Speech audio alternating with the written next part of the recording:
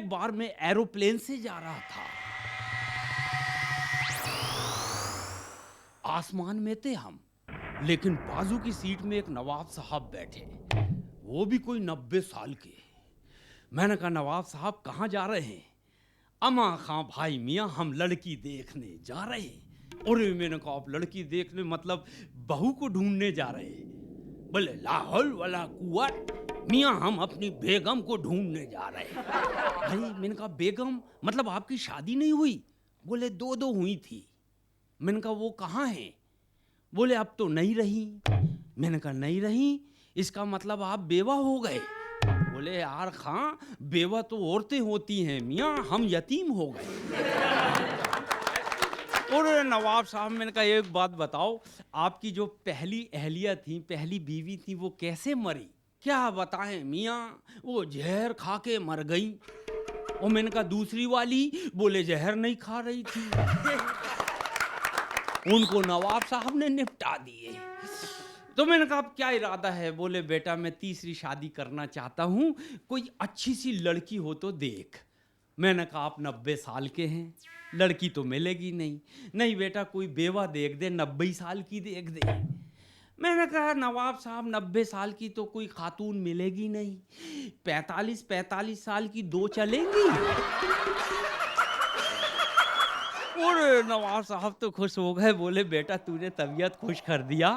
वैसे देख, एक ही से करा, कोई बेवा भलाई हो चल जाएगी। मैंने कहा, नवाब साहब ऐसी गलती मत करना, आप तो शादी कुंवारी से ही करना, 2-4 दिन में बेवा अपने आप हो जाएगी। नवाब साहब तो एरोप्लेन से ही कूद गए।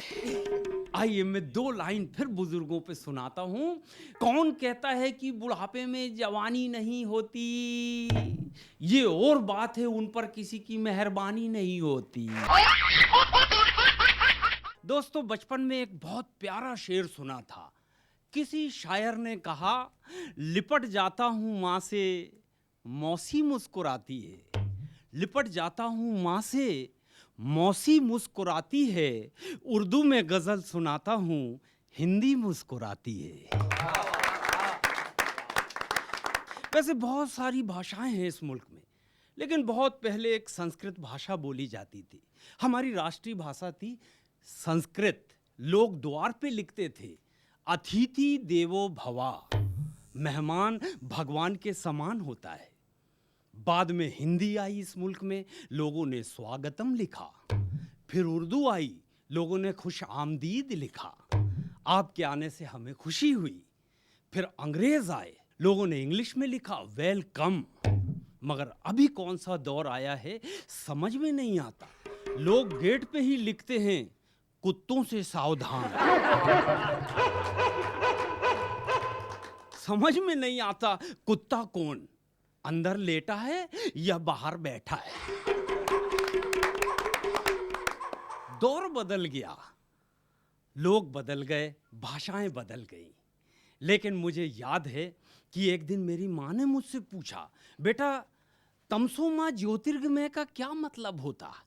अब संस्कृत तो अपने को भी नहीं आती, मगर माँ की रिदम पकड़ा और वहीं बोल दिया।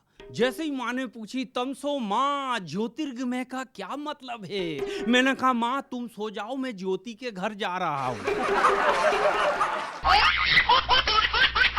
मैं एक कवि सम्मेलन में साउथ गया, मद्रास, जिसको अब चेन्नई बोलते हैं।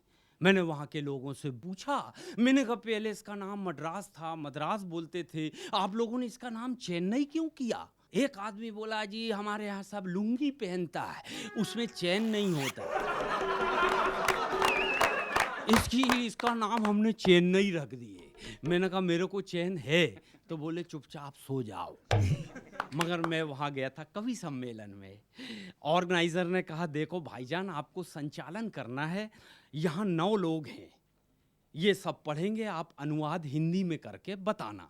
मैंने कहा, कितने लोग हैं? बोले 9। इसमें 8 तो हिंदी के कवि हैं, 1 आड़जात है। मैंने कहा, ये आड़जात क्या होता? बोले 8 हिंदी के, 1 संस्कृत का है। तो मैंने कहा, मुझे क्या करना है? बोले, ये संस्कृत में कविता पढ़ेगा, आप हिंदी में बताना। मैं उनको पकड़ के पीछे ले गया स्टेज के। मैंने कहा ये बताओ सामने जितने लोग बैठे हैं, ऑडियंस बैठी है, क्या इनको संस्कृत आती है? वो बोले नहीं। मैंने कहा तब तो बता देंगे।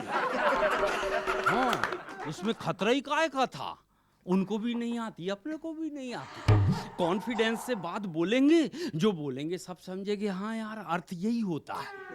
मैंने उस कवि को खड़े किया, कवि ने डायरी खोला, पहली लाइन पढ़ा, स्त्रियः चरित्रम पुरुषस्य भाग्यम। मैंने थोड़ा सा कान लगाया, रिदम पकड़ा उसकी। उसने पढ़ा स्त्रियः चरित्रम पुरुषस्य भाग्यम। मैंने कहा ये कवि कह रहा है स्त्री का चरित्र देख के पुरुष भाग गया।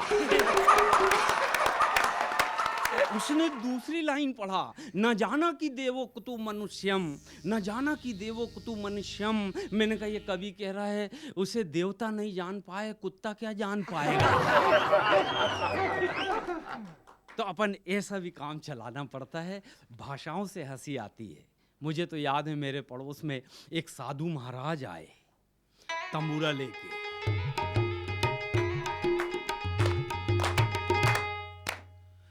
और सीधा पड़ोसन का दरवाजा खटखटा के बोले। अच्छा, मैं छत में खड़ा था, मैं कर रहा था ब्रश। सुबह सुबह मैंने कहा थी साधु महाराज आए। साधु महाराज ने दरवाजा खटखटाए और संस्कृत में बोले भिक्षा आम देही, भिक्षा आम देही। मेरी पड़ोसन निकल के आई। बड़े संस्कारी लोग हैं मेरे पड़ोसी। उस पड़ोसन ने बहुत सम्मान की, महाराज के चरण छूकर बोली महाराज ये गरम गरम पराठे लाई हूं, खा लो।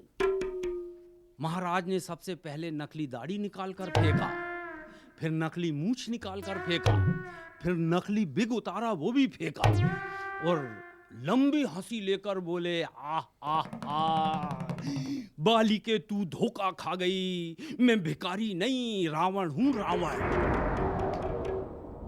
मैं भिखारी नहीं रावण हूं रावण। तो मेरी पड़ोसन ने भी उसको निपटाई।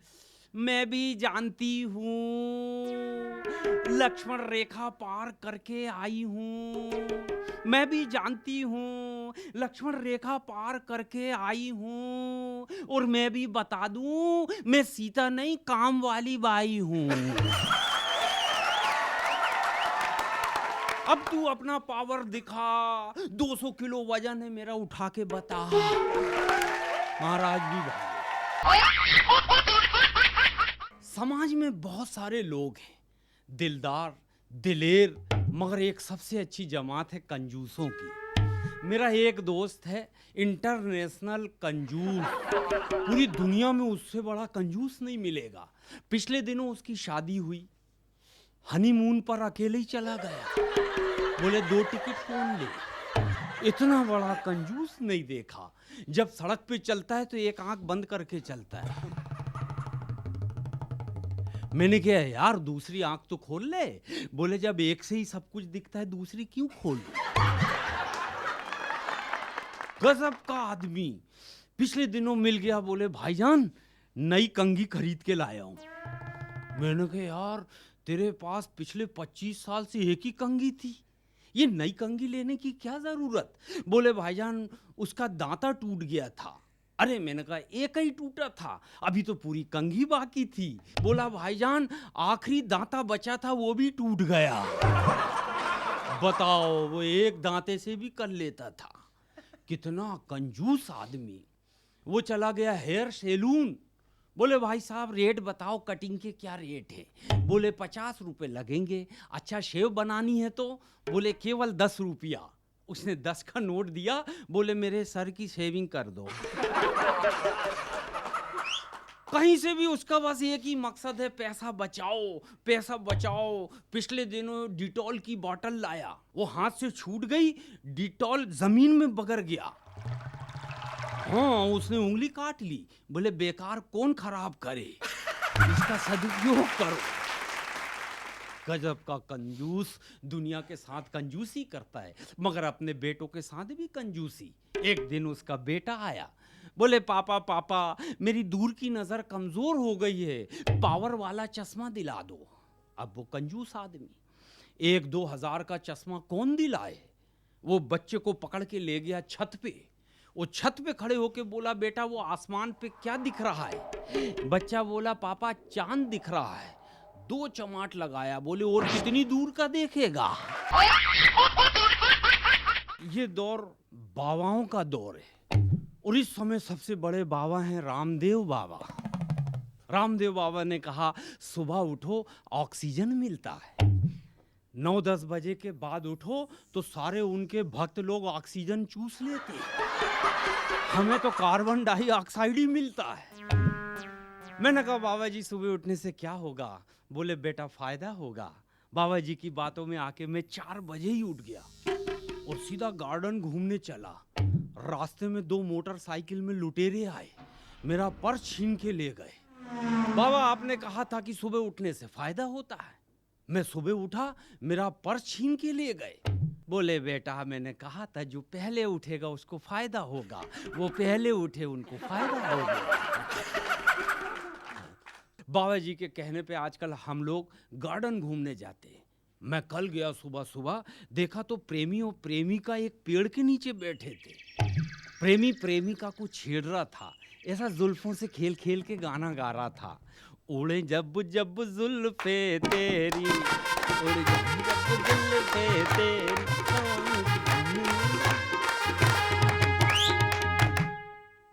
वो मना कर रही है, नहीं ना, नहीं। बोले, तेरी जुल्फों से खेलूंगा। वो कहती, नहीं ना। 15 बार मना की, वो 16वें बार फिर बोला, मैं तेरी जुल्फों से खेलूंगा। उसको गुस्सा आ गया प्रेमिका को, उसने बालों का बिग उतारी, ले बोले खेल, और जब तेरा दिल भर जाए लौटा देना। मैं घूमते घूमते दूसरे पेड़ के नीचे पहुंचा। एक पति पत्नी का जोड़ा घूम रहा था। पत्नी वहीं पेड़ के नीचे रुक गई। पति चुप था, पत्नी बोल रही, देखो जी कितना सुहाना मौसम है, ठंडी ठंडी हवाएं चल रही है, चिड़वा और चिड़वी प्यार कर रहे हैं, तोता तोती आपस में चोंच लड़ा रहे हैं, मगर एक आप हो कि कुछ नहीं बोलते। पति बोला, मैं घर लौट जाऊं? घर में भी बोलती, यहाँ भी बोलती है। पत्नी बोली, अब कुछ नहीं बोलूंगी, चलो चुपचाप। 1 घंटे तक दोनों घूमते रहे। 1 घंटे के बाद फिर उसी पेड़ के नीचे आए।